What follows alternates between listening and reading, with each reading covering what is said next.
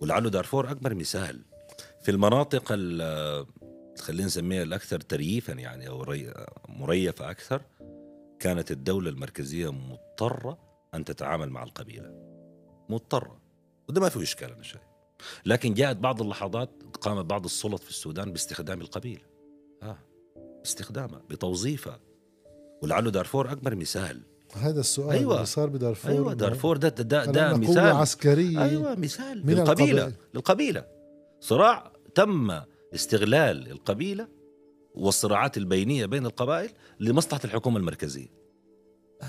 بس رجعت بعدين وفي النهاية ما بترتد عليك. بالمناسبة أنا قلت في أول الحلقة أستاذ قلت أنه كان ينبغي أن تقوم الحرب دي حتمية، لأنه دي طبايع الأمور. ما في بنية بتستنفذ أغراضها إلا وأن يحصل لها تدمير ذاتي أو يتم توظيفها في سياق ضدها. ده طبيعي في علم الاجتماع، ده الطبيعي. أي بنية بتستنفذ أغراضها الطبيعية. الآن أنا حينما أعود إلى قريتي أو قبيلتي، كل العلاقة اللي مربوطة بها هي علاقة ده طبع وجداني كده، مش كده؟ الناس الكبار في السن، الذكريات، الذاكرة، فذاكرتي سليمة مع القبيلة مثلا يعني. لكن المناطق اللي هي ظلت فيها القبيلة هي الحكم تعاني من مثلا زي ما يقول بول ريكور، عنده تعبير عجيب. ريكور بيقول أن الصراعات الاجتماعية هي بنت الذاكرة الجريحة.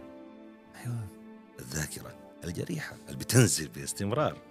فأنت بتتكلم عن بنية قبلية. كان ينبغي فيما يتعلق بتطور الدولة كفكرة أن يتم الانتقال بطبائع الولاء من الولاء التقليد الضيق إلى ولاء المواطنة. ده الطبيعي مش كده؟ الذي جرى أنه في بعض المناطق عزز فيها هذا الانتماء التقليدي لصالح مصلحة السلطة المركزية، حفظ الأمن، الانتخابات، مصلحة آنية لا تبصر إلا مصلحة المباشرة.